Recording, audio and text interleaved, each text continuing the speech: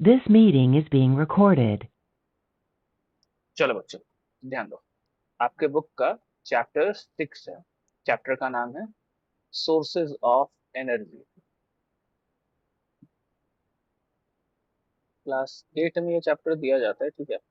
इस चैप्टर में देखो, बेसिकली आपको जानना है एनर्जी के टाइप्स के बारे में, है ना। आप इस चैप्टर के, अगर आपने इंट्रोडक्शन वगैरह को देखा या नोट्स जो मैंने भेजा था, अगर वो आपने बनाया है, तो आपको सबसे पहले पता है कि हम लोग सबसे स्टार्ट जब करेंगे तो एनर्जी का एक छोटा सा डेफिनेशन हम लोग जानेंगे।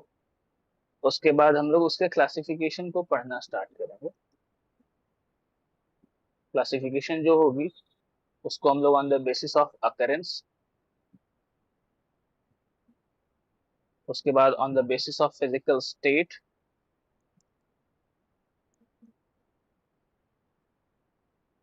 On the basis of availability, ये पढ़ते हैं। उसके बाद हम लोग फॉसिल फ्यूल्स पढ़ेंगे, और भी कई सारी ऐसी ही टॉपिक्स है जिनके बारे में हम लोग को पढ़ते चलना है, ठीक है। तो ध्यान देंगे बच्चों, हम लोग इस चैप्टर में सबसे पहले जब हम लोग स्टार्ट करते हैं, जब हम जानना स्टार्ट करते हैं एनर्जी के बारे में, तो पहले के क्लासेस में भी आपको पहले ही बताया जा चुका है that the capacity to do work is known as energy. The capacity to do work is known as energy. आप सभी जानते हैं। अगर मैं एग्जांपल्स की बात करूं, आप चैट बॉक्स में एग्जांपल्स लिख सकते हैं। लिखिए जल्दी जल्दी चैट बॉक्स में एग्जांपल्स कुछ एनर्जी के।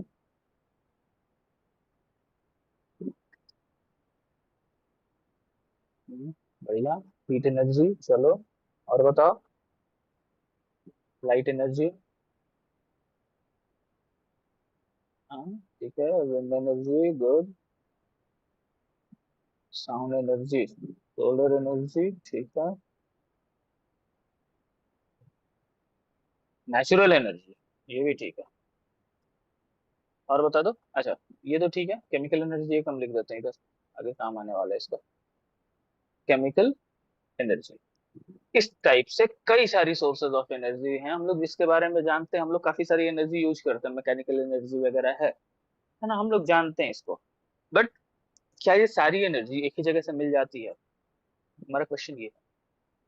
क्या ये जो टाइप्स ऑफ एनर्जीज हम लोग पढ़ रहे हैं, क्या इनका कोई क्लासिफिकेशंस भी हो सकता है, या बस ऐसी एनर्जी बोल के कुछ भी पढ़ लेना हम लोग को? तो ऐसा नहीं है।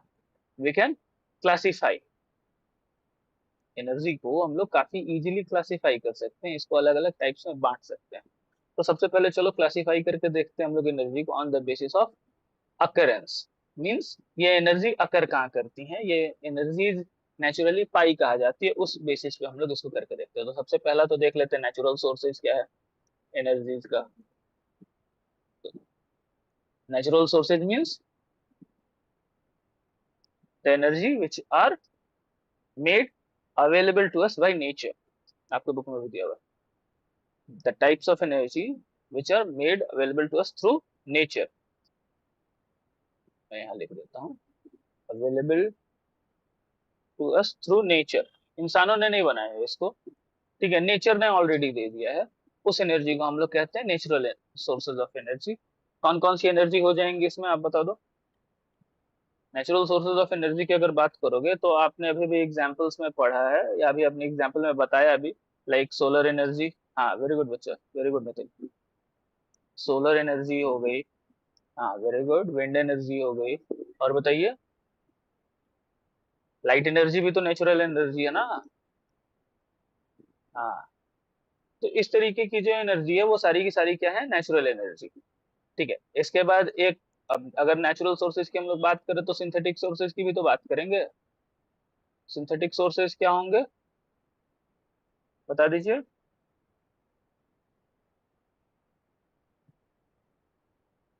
The mode of energy which are man made, definitely. The मुझे थोड़ा साइड होना पड़ेगा यहाँ लिखने के लिए। The energy which are man made, यानी लोगों ने बनाया है, the energy which are man made, है ना। या फिर ऐसे लिख देते हैं, जेनरेटेड थ्रू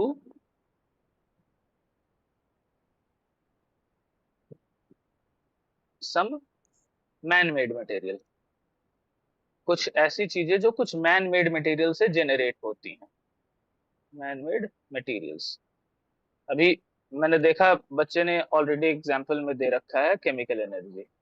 ये ठीक है, केमिकल एनर्जी अच्छी बात है। केमिकल एनर्जी का यूज हम लोग कहाँ करते हैं? बैटरीज वगैरह में करते हैं, है ना।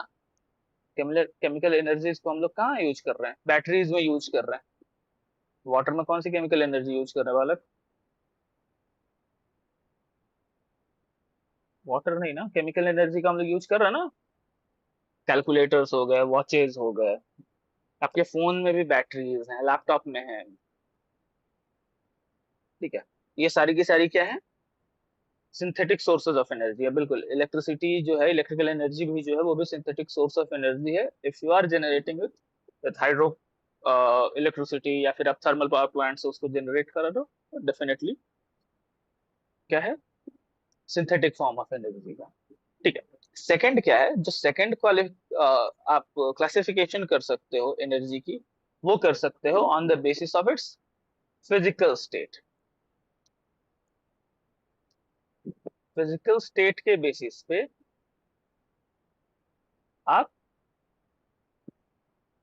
एनर्जीज को क्लासिफाई कर सकते हो। तो देखो, फिजिकल स्टेट जो है ना बच्चे, क्लास 8 हो, क्लास 9 हो, आपको तीन ही पढ़ने हैं। कौन कौन से? एक है सॉलिड, एक है लिक्विड, और एक है गैस। बस ये तीन स्टेट है। फिजिकल स्टेट जो है ये तीन टाइप के हैं, सॉलिड, लिक्विड एंड गैस। अभी आप बता दो कुछ ऐसे मटेरियल्स के नाम बता दो जिनसे हम लोग एनर्जी एक्सट्रैक्ट करते हैं बट वो सॉलिड स्टेट में है। लाइक कोल, बिल्कुल। चारकोल भी हो जाएगा इसी में, कोल की बात हम लोग कर रहे हैं तो। Would definitely. और बताओ?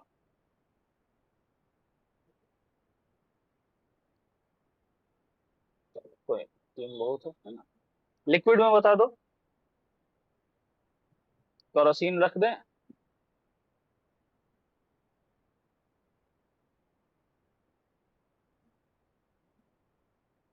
डीजल ठीक है। Petrol very good, etcetera. Okay, petroleum products में सारे हैं। पेट्रोलियम डायरेक्टली नहीं यूज करते ना। एलपीजी की भी अगर मैं बात करूं तो वो भी पेट्रोलियम में यूज, ठीक है। तो डायरेक्टली पेट्रोलियम नहीं कहेंगे हम लोग, क्योंकि सिर्फ लिक्विड स्टेट की बात करें ना हम लोग, तो पेट्रोल बोलिए, डीजल बोलिए, ये सब कुछ पेट्रोलियम का पार्ट है, ठीक है। वैक्स भी पेट्रोलियम प्रोडक्ट्स में ही आता है, बट वो सॉलिड स्टेट में, इसीलिए हम लोग डायरेक्टली पेट्रोलियम यूज नहीं कर रहे जब पर्टिकुलरली किसी फिजिकल स्टेट की बात कर रहे हैं हम लोग तो, ठीक है। इस बात का ध्यान रखिए। गैस में आइए, गैस में अब लिख दो पेट्रोलियम गैसेज, लिख दो आराम से, कोई इशू नहीं है। सीएनजी हो गया, एलपीजी हो गया, पीएनजी हो गया, सब कुछ पेट्रोलियम गैसेज में आते हैं, ठीक है। और बताओ? एलपीजी डेफिनेटली हो जाएगा, सीएनजी हो जाएगी, ठीक है। अच्छा, फुल फॉर्म क्या होता है एलपीजी का? ऐसा नहीं हो कि मैं बताते हुए आगे बढ़ रहा हूँ, तुमको फुल फॉर्म ना मालूम हो। फुल फॉर्म है लिक्विफाइड पेट्रोलियम गैस, ये याद रखिएगा। What is the full form of CNG? That is, हाँ very good, compressed natural gas. ये ध्यान रखना है, ठीक है। वेरी गुड, ठीक है। तो हमने क्या पढ़ा? जो क्लासिफिकेशन था सोर्सेज ऑफ एनर्जी का, उनको हमने सबसे पहले पढ़ा कि एनर्जी का जो सोर्स है उसको हम लोग डिवाइड कर सकते हैं on the basis of its natural, on the basis of its occurrence, कि भाई वो जो सोर्स ऑफ एनर्जी है वो अकर कहाँ से कर रही है। क्या वो नेचुरली अकर कर रही है, क्या या फिर वो सिंथेटिक मेड है, मतलब सिंथेटिक मीन्स या फिर वो मैन मेड है। सेकेंड चीज जो है उसको हम लोग देख सकते हैं on the basis of its physical state, की क्या वो सॉलिड फॉर्म में है, क्या वो लिक्विड फॉर्म में है, या फिर क्या वो गैसियस फॉर्म में है। इसके बाद हम लोग जो थर्ड फॉर्म में उसको डिवाइड कर सकते हैं वो है on the basis of availability.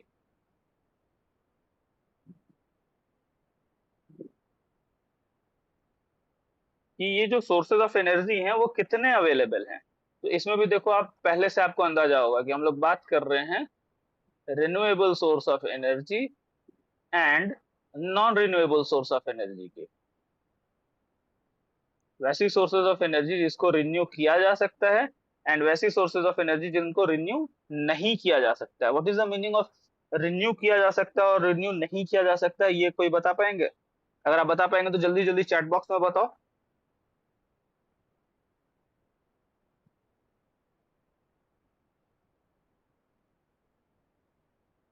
Renew can be used again. हाँ बिल्कुल। और और कोई बताओ।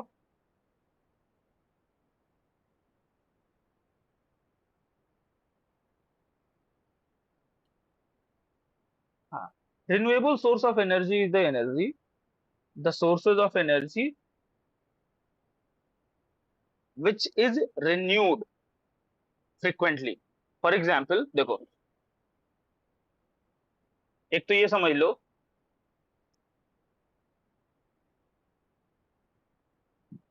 मैं जरा इसको हटाता हूँ नॉन रिन्यूएबल को, उसके बाद रिन्यूएबल को अच्छे से समझा देता हूँ, फिर हम लोग नॉन रिन्यूएबल को अच्छे से लिखेंगे क्योंकि मुझे थोड़ा ज्यादा जगह चाहिए होगा इसके लिए। तो पॉइंट वाइज देखते हैं। Renewable sources of energies are natural sources of energy, ये पहले आप ध्यान रखिएगा।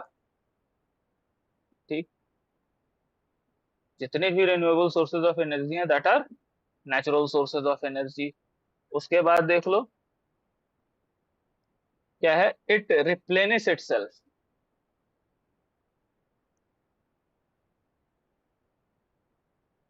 Over a short period of time. ये भी ध्यान देना कि एक छोटे वक्त के बाद ये खुद को क्या कर लेता है, दोबारा रिप्लेनिश कर लेता है। ये काफी इंपॉर्टेंट है। और बता दो एग्जांपल्स की, अगर हम लोग बात करें तो बायोमास हो जाएगा, विंड एनर्जी ले लो, सोलर एनर्जी ले लो, है ना। सोलर एनर्जी नहीं लिखते यहाँ, सन लिखते हैं हम लोग, वो ज्यादा अच्छा रहेगा, है ना।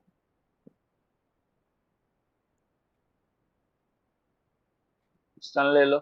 ये सब क्या है, रिन्यूएबल सोर्सेज ऑफ एनर्जी है। अच्छा, इसको ना हम लोग इनएग्जॉस्टिबल सोर्सेज ऑफ एनर्जी भी कहते हैं। इनएग्जॉस्टिबल सोर्सेज ऑफ एनर्जी या इनएग्जॉस्टिबल नेचुरल रिसोर्स भी कहते हैं, ये ध्यान देना।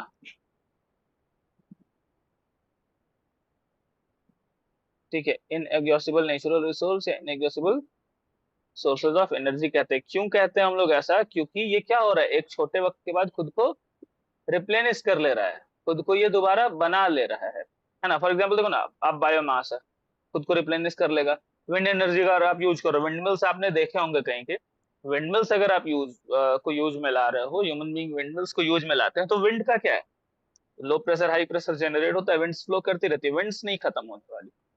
सोलर एनर्जी की बात करते हैं हम लोग, सूरज डेली सुबह उगता है, हम धरती पे धूप आती है, उस धूप को अगर हम यूज कर रहे हैं तो डेली सुबह आने वाला है, दिन भर रहने वाला है, वो खत्म नहीं होने वाला, वो खुद को रिप्लेनिश करता जा रहा है। So that is a renewable source of energy. Non renewable की अगर हम लोग बात करें तो क्या है,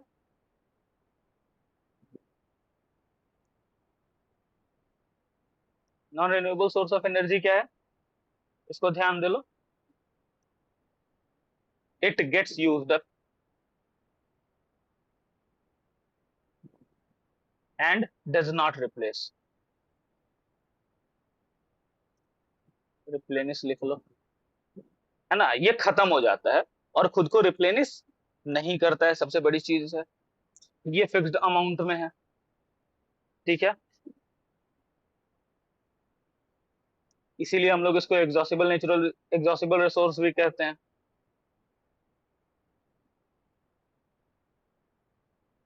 एग्जॉस्टिबल नेचुरल रिसोर्स भी कह देंगे हम लोग इसको, ठीक है। अच्छा, even if it gets replenish, मान लो ये रिप्लेनिश हो भी जाए, then also it takes a very long time, it takes a very long time। तो इसलिए हम लोग इसको नहीं रख सकते रिन्यूएबल सोर्स ऑफ एनर्जी में, इसीलिए हम लोग इसको क्या कहते हैं, नॉन रिन्यूएबल कहते हैं हम लोग उसको, कि नहीं भैया ये तो रिन्यूएबल नहीं है, क्योंकि आप कितना लंबा वेट करोगे। फॉर एग्जाम्पल आप देख लो, पेट्रोलियम की बात कर लो आप, ठीक है, ये तो कैसे बनता है, फॉसिल से बनता है, ठीक है, तो ये रिप्लेनिश हो जाएगा बट मिलियंस ऑफ ईयर्स फिर से लगेंगे, है ना। तो मिलियंस ऑफ ईयर्स आप वेट करो, तब जाके आपको पेट्रोलियम मिलेगा, तो आप इसको रिन्यूएबल थोड़ी करो कहोगे। सो इसीलिए हम लोग इसको रखते हैं किसमें, non renewable sources of energy में, ठीक है। अब चलो, अब अगर जब हम लोग फॉसिल्स की बात पे आ ही गए हैं, तो जो हमारा नेक्स्ट टॉपिक है वो है फॉसिल फ्यूल्स, इसके बारे में समझना है। तो सबसे पहले बता दो मुझे बच्चे, फ्यूल क्या है, इसका डेफिनेशन दे दो चैट बॉक्स में, जल्दी से कोई बता दो। फ्यूल्स के बारे में हमने ऑलरेडी पढ़ रखा है, फ्यूल्स क्या है बताओ मुझे,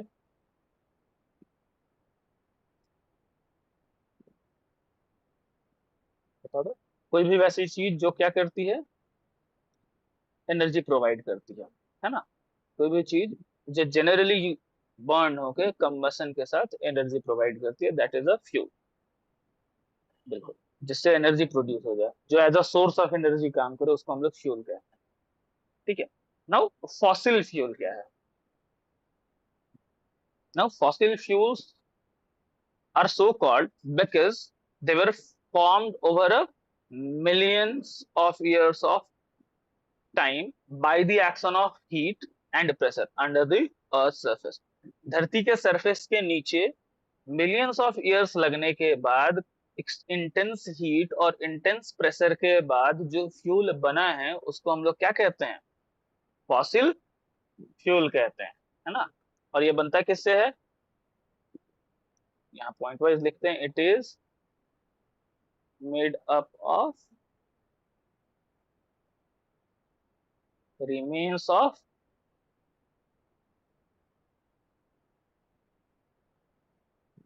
it is made up of remains of dead plants and animals, है ना। हाँ बच्चों, like petrol, dead plants and animals, ठीक है। इट टेक्स कितना टाइम लग जाता है, millions of years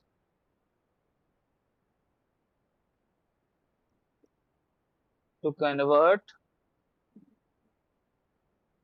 the organic material, जो भी डेड प्लांट या एनिमल होता है ऑर्गेनिक मटेरियल, ये तो उस ऑर्गेनिक मटेरियल को, it take millions of years to convert the organic material into fossil fuel. Fossil fuel में चेंज होने में मिलियंस ऑफ ईयर, मिलियंस का मतलब 1 मिलियन का मतलब हो जाता है 10 लाख, तो ऐसे कई सारे साल लग जाते हैं, तब जाके ये कंप्लीट होता है, ठीक है, तो ये ध्यान रखेंगे। और आगे एक और पॉइंट इसमें देख लेते हैं हम लोग, क्या है, इट इज फॉर्म, क्यों बन रहा है, due to intense heat and pressure under the surface, है ना। अर्थ सरफेस के नीचे जो है वो इंटेंस हीट और प्रेशर के कारण ही फॉसिल फ्यूल्स जो है वो बनते हैं, ये ध्यान रखेंगे आप लोग। चलिए, तो फॉसिल फ्यूल समझ रहे हैं आप, पेट्रोलियम हो गए, नेचुरल गैसेस हो गए, ठीक है, कोल हो गए, ये सब कुछ एग्जाम्पल है फॉसिल फ्यूल के, ठीक है। हम लोग बात करेंगे इसके बारे में, फॉसिल फ्यूल्स के बारे में हम लोग डिस्कस करने वाले हैं, अभी और डिटेल में जाएंगे। एक और जो टाइप है वो है वुड का, वुड एज अ फ्यूल, काफी ज्यादा यूज करते हैं, चैट बॉक्स में भी देखा मैंने, बच्चों ने बार बार वुड लिखा, ठीक है। तो वुड को हम लोग एज अ फ्यूल यूज करते हैं काफी ज्यादा चीजों के लिए, heat energy, light energy generally would provide करता है, एंड ये एक मेजर नेचुरल रिसोर्स है ना, it is a major natural resource. अच्छा, इसको हम लोग कंसिडर करते हैं renewable.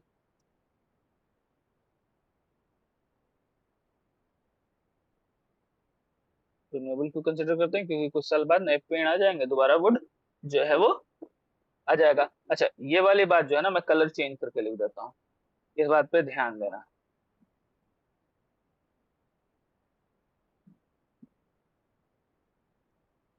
The combustion of wood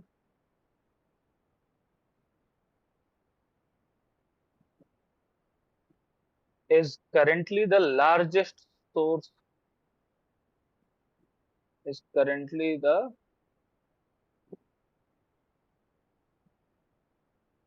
largest source of energy। ये ध्यान देना, ठीक है। लकड़ी को जला के जितनी एनर्जी प्रोड्यूस की जाती है आज के डेट में, उतनी एनर्जी किसी और चीज से प्रोड्यूस नहीं की जाती है, ठीक है। और इसका यूज क्यों किया जाता है? कुकिंग के लिए, हीटिंग के लिए, है ना। जनरली हम लोग इसको यूज करते हैं कुकिंग के लिए, हीटिंग के लिए। ओकेजनली स्टीम इंजन्स को चलाने के लिए भी इसका यूज किया जाता है, ठीक है। इलेक्ट्रिसिटी जनरेट करने के लिए स्टीम टर्बाइंस जो होती हैं उनको चलाने के लिए यूज किया जाता है इनको, बट हमेशा नहीं करते हैं, ये भी ध्यान रखिएगा, ठीक है। अच्छा, और क्या आप समझिए इसमें कि जब वुड का कंबशन होता है, इट प्रोड्यूसेस हीट, ये तो ठीक है, जिसके वैरायटी ऑफ यूजेस आते हैं। बट इसके साथ साथ मिलता है हमें कार्बन डाइऑक्साइड, जो कि डेफिनेटली हमारे लिए, हमारे एटमॉस्फेयर के लिए अच्छा नहीं है। और क्या मिलता है? अगर कंबसन अच्छे से नहीं हो पाया तो कार्बन डाइऑक्साइड से भी एक खतरनाक गैस हमें मिलता है, दैट इज कार्बन मोनोऑक्साइड, जो कि पॉइजनस गैस भी है। अगर आप इसको इनहेल करते हो तो आपको जो चीजें होंगी वो क्या है? इरिटेशन, सफोकेशन, और बहुत ज्यादा अगर इनहेल कर लिए तो डेथ भी हो सकता है। सो ये दोनों ऐसे गैसेज हैं जो कि अनडिजायरेबल होती हैं, है ना। और ये मिलती हैं, हीट तो मिलता ही है हमें, जब लकड़ी को हम लोग बर्न करते हैं तो हीट तो मिलता ही है हमें, बट इसके साथ साथ जो दो चीजें ये और मिलती हैं दैट आर अनडिजायरेबल। तो इसलिए हम लोग इसका यूज करते हैं, दैट हम लोग ये कोशिश करते हैं, अभी क्लासेस में भी आपको ये बार बार बताया जाता है दैट वुड जो है उसको एज अ फ्यूल कम से कम यूज किया जाए, जब तक जरूर नहीं। इसीलिए देखो मैंने बताया कि ओकेजनली स्टीम इंजन्स को या स्टीम टर्बाइंस को चलाने के लिए कोई और रास्ता नहीं है, कोल नहीं है या दूसरा जो सोर्सेज ऑफ एनर्जी है जिससे हीट एनर्जी मिल सकती है, वो अगर नहीं है तब जाकर हम लोग यूज करते हैं इसका, सो दैट चीजें जो है वो बिना बाधित हुए आगे की तरफ बढ़ती रहे, काम होते रहे। क्योंकि देखो, electricity is a very necessity of this world, बहुत ज्यादा जरूरी है। आप इमेजिन करो एक महीना ऐसा कि लाइट ना हो घर में, तो सोचो लाइफ कितनी टफ हो जाएगी, है ना। फिर कहोगे सर पहले तो कोचिंग ही रुकेगा, क्लास ही नहीं हो पाएगा, आपका लैपटॉप डिस्चार्ज हो जाएगा, कैसे क्लास लीजिएगा, है ना। वाईफाई नहीं चलेगा, कैसे चलाइएगा? सही बात है, स्कूल में स्मार्ट बोर्ड नहीं चलेगा हम लोग का, बहुत सारी दिक्कतें हैं। गर्मी तो सह लेंगे फिर भी मान लो। जैसे कुछ बच्चों के यहाँ घर पे इंडक्शन पे खाना बनता होगा, वो भी कष्ट है कि खाना कैसे बनेगा, मोटर कैसे चलेगा, सबसे बड़ी दिक्कत पानी कैसे आएगी, है ना। गर्मी का मौसम में एसी नहीं चलेगी मान लो, पंखा नहीं चलेगा, बहुत सारे कष्ट ना। तो electricity is a necessity of today's world, और इसको जनरेट करने के लिए जनरली हम लोग क्या करते हैं? थर्मल पावर प्लांट्स का यूज करते हैं, और उस थर्मल पावर प्लांट्स में कोल ही यूज होते हैं as a source of heat energy. But अगर कोल की कमी होगी तो ओकेजनली लकड़ी का यूज किया जाता है, ठीक है। तो व्हाट इज कोल, बता दो। इट इज अ रेडिली कंबसिबल, हाँ फॉसिल फ्यूल तो है ही बच्चा, और तुम्हारा चैट पढ़ने में हम स्पेलिंग मिस्टेक कर रहा हूँ।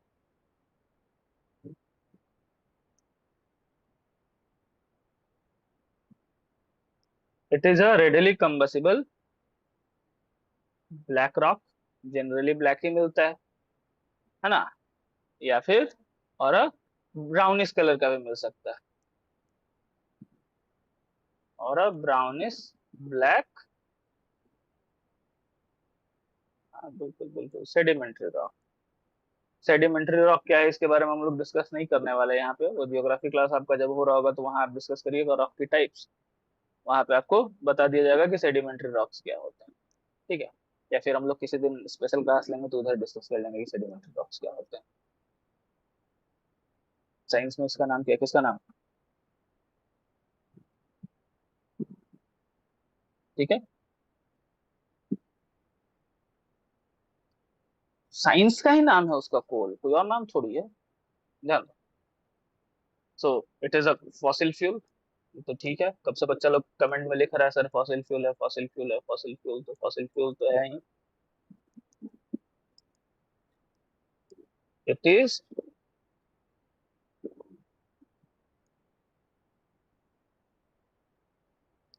डोमेस्टिकली यूज फॉर, किस चीज के लिए यूज करते हैं हम लोग इसको, जल्दी बता दो। कुकिंग फूड, है ना, घरों में खाना बनाने के लिए आज भी यूज किया जाता है कुछ गांवों में। हमारे यहाँ गैसेज पहुंच गई हैं, पीएनजी पहुंच गई हैं, तो ठीक है। बट अच्छा, ये जब हम लोग ये करें ना, तो अगर इसको हम लोग यूज कर रहे हैं तो क्या क्या चीजें मिलेंगी साथ में, तो बहुत ही ज्यादा मात्रा में धुआं मिलेगा जो कि अच्छा नहीं है हेल्थ के लिए, ठीक है। और क्या मिलेगा, फाउल स्मेल मिलेगा जिससे पूरा मूड खराब हो सकता है, हेल्थ के लिए भी अच्छा नहीं है। और काफी ज्यादा मात्रा में एयर पोल्यूशन भी होता है, ये भी ध्यान रखेंगे बच्चा लोग, ठीक है। तो जब भी हम लोग यूज कर रहे हैं कोल को, हीट काफी ज्यादा मात्रा में मिलता है, ठीक है। कैलोरीफिक वैल्यू, सॉरी, कोल को जब आप बर्न करते हो तो हीट जो है वो काफी अच्छी मात्रा में मिल जाता है, बट ये कुछ ऐसी चीजें जो अनडिजायर्ड है, लाइक स्मोक काफी ज्यादा मिलना, फाउल स्मेल होना, एयर पोल्यूशन का बढ़ना, ये सारी चीजें जो है ना, ये काफी ज्यादा बुरी हो जाती हैं। चलिए, वर्ल्ड वाइड कोल का यूज जो है पूरी दुनिया में, ऐसा नहीं कि सिर्फ इंडिया में नहीं हो रहा है, सिर्फ बिहार में नहीं हो रहा है। हाँ, coal is non renewable source of energy, वो अर्थ क्रस्ट से निकल रहा है, फॉसिल फ्यूल ही नॉन रिन्यूएबल है। कोल को, जो कि एक फॉसिल फ्यूल ही है, कोल अगर नहीं भी यूज कर रहे तो किसी न किसी टाइप के फॉसिल फ्यूल को ही यूज किया जाता है एज अ, बता दो किस चीज के लिए, as the largest source of energy. और किस चीज के लिए, यूज्ड फॉर दी, अभी देखो अभी थोड़ी देर पहले बता रहे थे, used for the generation of, जल्दी बताओ चैट बॉक्स में, जनरेशन ऑफ इलेक्ट्रिसिटी, ठीक है। इलेक्ट्रिसिटी को जनरेट करने के लिए आज भी पूरी दुनिया में कोल या फिर किसी न किसी टाइप का फॉसिल फ्यूल का ही यूज किया जाता है, सो दैट एनर्जी जो है वो हीट एनर्जी जो है इसकी, उसका यूज करके इलेक्ट्रिकल एनर्जी को पा लिया जाए, ठीक है। तो ये भी एक रीजन है, हम लोग जब बात करते हैं क्लाइमेट चेंज की, काफी सारी हमारी जो गवर्नमेंट से ये बातें करती रहती हैं कि भाई क्लाइमेट चेंज को कैसे रोका जाए, तो एक तो यही है भाई, आप ढूंढ लो कोई ऑल्टरनेटिव इलेक्ट्रिसिटी जनरेशन के, क्योंकि सबसे ज्यादा यूज कर रहे हैं हम लोग उसी में, ठीक है। तो काफी हद तक कम हो जाएगा, बाकी जो डोमेस्टिक यूजेस हैं या दूसरी इंडस्ट्रियल यूजेस हैं उनमें भी कम करना होगा। तो चलो अकरेंस पढ़ लेते हैं आज हम लोग जल्दी जल्दी में, ठीक है, और इस क्लास को यही खत्म करेंगे। अगले क्लासेस में हम लोग कंटिन्यू करेंगे, अकरेंस ऑफ कोल को रिवाइज करते हुए कोल के टाइप्स वगैरह सब कुछ पढ़ेंगे। अकरेंस ऑफ कोल कहाँ मिलता है ये, अंडर द अर्थ सरफेस, है ना, काफी deep,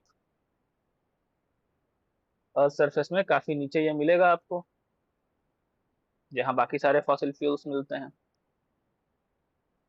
under the earth surface मिल जाएगा ये आपको, ठीक है। इंडिया में जो मेजर कोल माइंस हैं वो कहाँ कहाँ है, किसी को पता है, चैट बॉक्स में लिखो। एक हमारा पड़ोसी है झारखंड, फिर एक हमारे मध्य प्रदेश वाले लोग हैं, एमपी में बिल्कुल, फिर देखो, हाँ, पहाड़ी सर के गांव चलते हैं, उड़ीसा, वहाँ भी कोल माइंस हैं। फिर मेरे यहाँ भी चलो चलो, वेस्ट बंगाल, वहाँ भी है, ठीक है। बिहार में नहीं है, बिहार में मेजर कोल माइंस नहीं है, ये ध्यान रखना, ठीक है। लार्जेस्ट कोल माइन जो है इंडिया की वो कहाँ है बच्चे, जो लार्जेस्ट कोल माइन है वो कहाँ है, जल्दी बताओ। देखो, जो लार्जेस्ट कोल माइन है वो है बोकारो में, और एक और है झरिया में, ठीक है। और ये दोनों चीजें कहाँ हैं, झारखंड में। जो लार्जेस्ट कोल माइंस हैं वो इंडिया की, वो बोकारो और झरिया में है, झारखंड एंड रानीगंज। रानीगंज पे एक मूवी भी आई थी शायद, आप लोगों ने देखी है? नहीं देखी तो देख सकते हो, उसको देखोगे तो पता चलेगा कि कितना खतरनाक भी होता है कोल माइंस। जो वर्कर्स काम करते हैं उनके लिए कितना खतरनाक होता है, ठीक है। तो अर्थ क्रस्ट में काफी नीचे से मिलता है ये, ठीक है। काफी डीप एक्सकेवेशन करना पड़ता है उसके लिए, कोल माइंस बनानी पड़ती है, वहां से जाके ये चीजें मिलती है, ठीक है। तो आज की इस क्लास में बस इतना ही, फिर अगले क्लास में हम लोग मिलेंगे और जहां तक ये टॉपिक कंप्लीट हुआ है इसके आगे पढ़ेंगे, ठीक है। चलो, बाय बाय।